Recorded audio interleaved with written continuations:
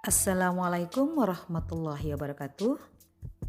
Kami kelompok 1 dari calon guru penggerak angkatan 6 kelas 40 Kabupaten Sampang, Jawa Timur akan membahas budaya positif menganalisis studi kasus dari 1 sampai kasus 4. Kami kelompok 1 dengan Ibu Fasilitator, Ibu Rofiatul Mayasari, sedangkan anggota kelompok kami 4 orang terdiri dari Bapak Ahmad Suhaili dan saya sendiri, Risnani, teman kami, Aminatun Hotijah dan Ibu Sulistiana. Kasus pertama. Guru matematika dan wali kelas 8, Ibu Santi sakit sehingga tidak dapat masuk dan mengajar. Akhirnya dicarikan guru pengganti, Ibu Eni. Ibu Eni baru 2 tahun menjadi guru SMP. Beberapa murid perempuan, Vivi dan Natali, mengetahui hal ini dan mulai menggunakan kesempatan dan bersikap seenaknya, tertawa dan tidak mengindahkan kehadiran Ibu Eni. Ibu Eni mencoba menyapa Vivi dan Natali dengan ramah, sambil mengingatkan mereka untuk tetap fokus pada pengerjaan tugas. Ayolah, tugasnya dikerjakan. Nanti ibu ditegur bapak kepala sekolah kalau kalian tidak mengerjakan tugas. Tolong bantu ibu ya. Namun Vivi dan Natali malah jadi tertawa.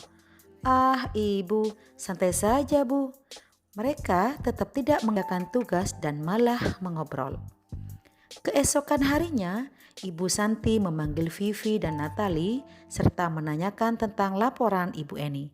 Ibu Santi menanyakan apakah mereka bersedia melakukan memperbaiki permasalahan yang ada.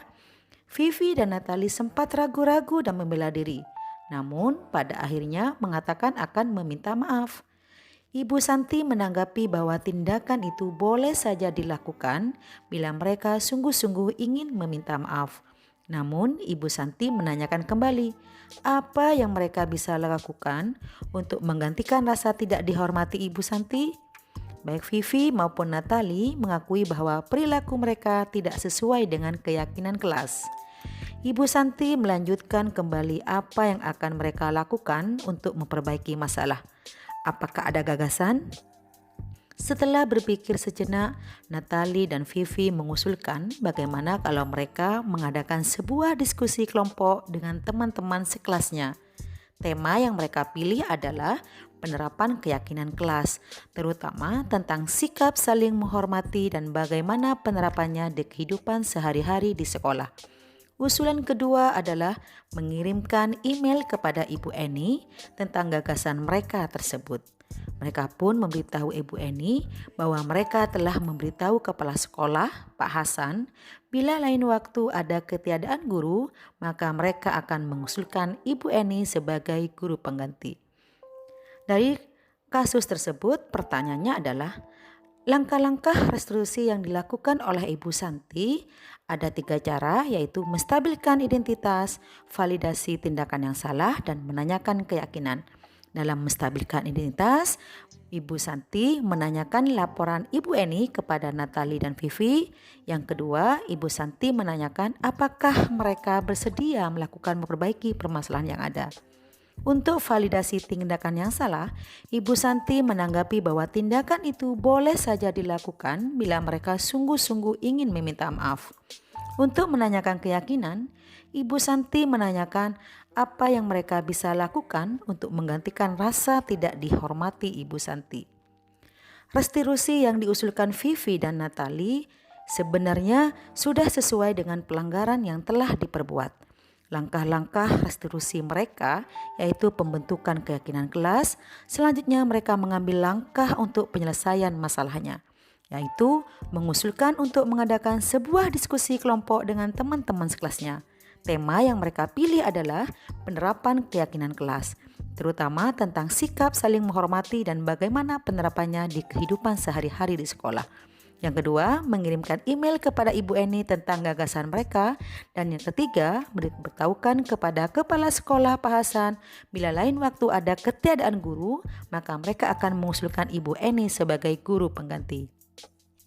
Posisi Ibu Eni dalam mengenai Vivi dan Natali adalah sebagai teman.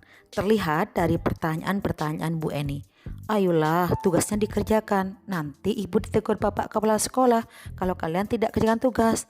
Tolong bantu ibu ya. Sikap Pak Hasan dalam menyikapi langkah yang ditempuh Ibu Santi.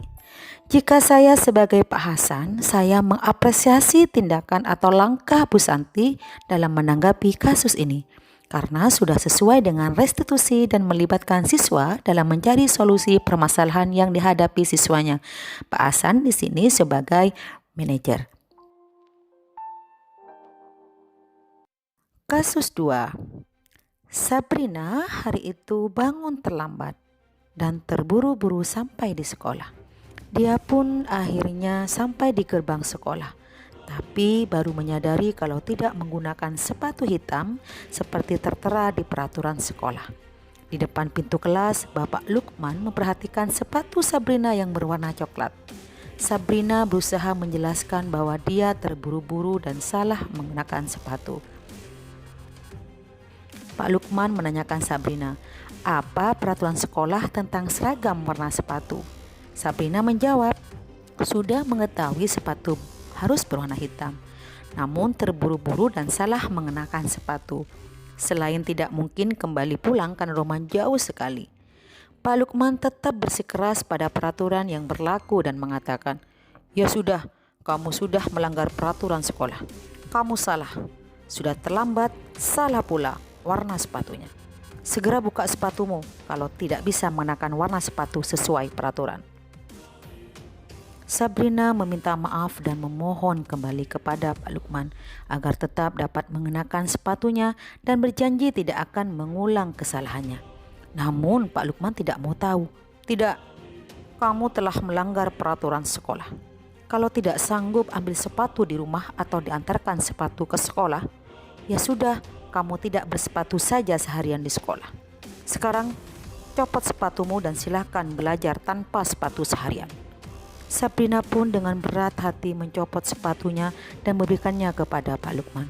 Seharian dia tidak berani berkeliling sekolah karena malu dan lebih banyak berdiam diri di kelas tanpa alas sepatu.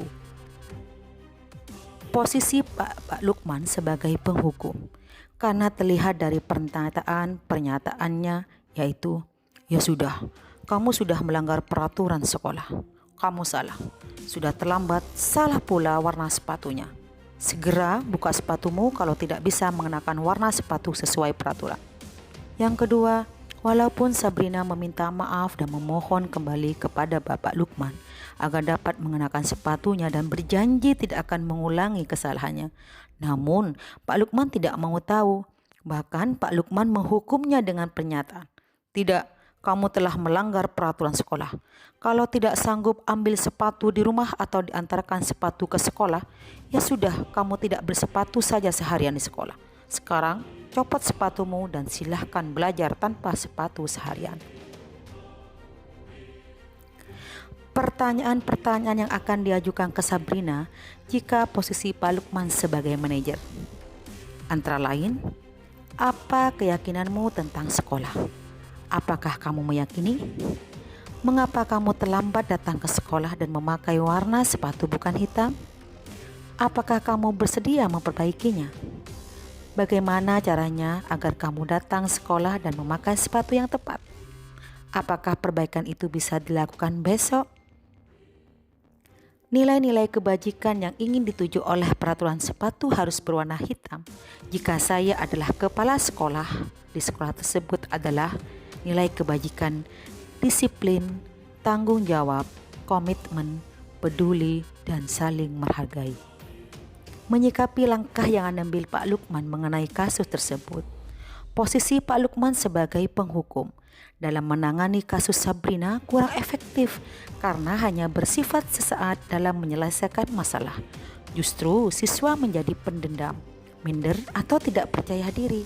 Seharusnya yang dilakukan Pak Lukman adalah pertama, menggunakan posisi manajer sebagai cara untuk menanamkan disiplin positif pada murid. Yang kedua, mengajak Sabrina berdiskusi dan mengarahkan rasa percaya dirinya muncul. Yang ketiga, memberikan kesempatan Sabrina untuk memperbaiki diri berdasarkan cara positifnya sendiri dan mengizinkan Sabrina belajar di dalam kelas setelah memperbaikinya. Kasus yang ketiga. Ibu Dani sedang menjelaskan pelajaran bahasa Inggris di papan tulis. Namun, beliau memperhatikan bahwa Fajar malah tidur-tiduran dan tampak acuh tak acuh pada pelajarannya. Fajar, coba jawab pertanyaan nomor 3. Maju ke depan dan kerjakan di papan tulis. Fajar pun tampak malas-malasan maju ke depan. Dan sampai di depan papan tulis pun, Fajar hanya diam terpaku sambil memegang buku bahasa Inggrisnya dan memainkan spidol di tangannya. Ayo Fajar, makanya jangan tidur-tiduran. Lain kali perhatikan. Sudah sana, duduk kembali. Kira-kira siapa yang bisa? Fajar pun kembali duduk di bangkunya. Hal seperti ini sudah sering kali terjadi pada Fajar. Seperti tidak memperhatikan, acuh tak acuh dan nilainya pun tidak terlalu baik untuk pelajaran bahasa Inggris. Pada saat ditegur oleh Ibu Dani, Fajar hanya menjawab, "Tidak tahu Bu." Ibu Dani pun menjawab lirih, "Gimana kamu Fajar? Kamu tidak kasihan sama ibu ya? Ibu sudah capek-capek mengajarkan kamu, tidak kasihan sama ibu." Dan Fajar pun diam membisu. Posisi kontrol Ibu Dani pertama adalah sebagai teman. Dengan pernyataan, "Ayo Fajar, makanya jangan tidur-tiduran. Lain kali perhatikan. Sudah sana, duduk kembali. Kira-kira siapa yang bisa?" Posisi kedua, posisi kontrol Ibu Dani adalah sebagai pembuat merasa bersalah. Hal ini dilakukan karena Fajar sudah acuh tak acuh setelah ditegur untuk pertama kali. Hal ini jelas terlihat pada pernyataan Ibu Dani kepada Fajar yaitu, "Gimana kamu Fajar? Kamu tidak kasihan sama ibu ya? Ibu sudah capek-capek mengajarkan kamu, tidak kasihan sama ibu." Setelah kita melihat kasus Fajar, sikap Fajar saat belajar bahasa Inggris adalah malas-malasan, tidur-tiduran, acuh tak acuh, memainkan spidol dan nilai-nilainya pun tidak terlalu baik untuk pelajaran bahasa Inggris. Hal ini karena Fajar membutuhkan kebebasan, kesenangan dan kasih sayang. Posisi Ibu Dani sebagai pembuat merasa bersalah, Fajar tidak mendapatkan pelajaran dari kesalahan yang telah diperbuat. Padahal Fajar memerlukan kebutuhan kebebasan, kesenangan dalam belajar, serta kasih sayang sehingga bisa fokus dan terlibat dalam pembelajaran. Sikap dan pertanyaan Ibu Dani jika mengambil posisi pemantau adalah, "Fajar, apa yang sudah kamu lakukan? Apa yang sudah kamu lakukan sudah sesuai dengan keyakinan kelas? Apakah kamu tahu konsekuensinya jika kamu melakukan seperti itu?" Tindak lanjut saya apabila menjadi kepala sekolah di sekolah Fajar dan mengetahui hal ini, ada 2 hal yang perlu saya lakukan. Pertama untuk Fajar, yang kedua untuk Ibu Dani. Untuk Fajar, saya akan mendatangi Fajar dan menanyakan mengapa tidak semangat mengikuti pelajaran bahasa Inggris. Yang kedua, mengajak Fajar untuk membuat keyakinan kelas bersama sehingga bisa konsisten dengan keyakinan yang telah dibuatnya. Yang ketiga, berkolaborasi dengan guru BK dan guru-guru lain untuk mengetahui karakter dan kebutuhan dasar Fajar. Untuk Ibu Dani, saya akan berdiskusi dengan Ibu Dani apakah metode pembelajarannya sudah berpihak kepada murid. Yang kedua, melakukan asesmen diagnostik dan pembelajaran berdiferensiasi. Tujuannya adalah untuk mewadahi belajar anak sesuai kebutuhan, minat, dan gaya belajar. Memberikan masukan untuk menjadi posisi kontrol manajer dalam menangani Dani atau murid lainnya. Kasus 4. Anto dan Dino sedang bermain bersama di lapangan basket dan tiba-tiba terlibat dalam sebuah pertengkaran adu mulut. Dino pun menjadi emosi dan mengadakan kontak fisik, menarik kemeja Anto dengan kasar sampai 3 kancingnya terlepas. Pada saat itu guru piket langsung melerai mereka dan membawa mereka ke ruang kepala sekolah. Ibu Suti sebagai kepala sekolah berusaha menenangkan keduanya, terutama Dino. "Dino, sepertinya kamu saat ini sedang marah sekali." Mendengar itu, Dino pun mengalir bercerita tentang kekesalan hatinya. Ibu Suti pun melanjutkan bahwa membuat kesalahan adalah hal yang manusiawi dan bahwa mempertahankan diri adalah hal yang penting. Namun, meminta Dino memikirkan cara lain yang mungkin lebih efektif karena saat ini Dino berada di ruang kepala sekolah. Ibu Suti melanjutkan bertanya tentang keyakinan sekolah yang disepakati, serta apakah Dino bersedia memperbaiki kesalahan yang telah dilakukan terhadap Anto. Dino pun akhirnya perlahan mengangguk. Kemudian Ibu Suti balik bertanya kepada Anto, hal apa yang bisa dilakukan Dino untuk memperbaiki masalah? Anto menjawab, saya perlu kancing saya diperbaiki, Ibu. Ibu saya akan sangat marah kalau melihat kancing baju saya sampai copot 3 kancing begini. Ibu Suti pun kembali bertanya ke Dino, apakah yang akan dia lakukan untuk menggantikan 3 kancing Anto yang terlepas? Dino berpikir sejenak, namun menjawab, wah tidak tahu Bu, saya lem kembali mungkin ya Bu. Ibu Suti berpikir sebentar dan menanggapi, kalau dilem akan mudah terlepas kembali Dino. Bagaimana kalau kamu menjahitkan saja? Bersediakah kamu? Dino tampak ragu-ragu dan menanggapi, menjahit? Mana saya tahu bagaimana menjahit Bu. Ibu Suti meneruskan, apakah kamu bersedia belajar menjahit? Dino berpikir sejenak, memandang ke meja Anto dan menanggapi, yang mengajari saya siapa Bu? Dengan cepat Ibu Suti menjawab, Pak Irfan, guru tata busana. Dino kembali diam sejenak, memandang ke meja Anto yang tanpa kancing.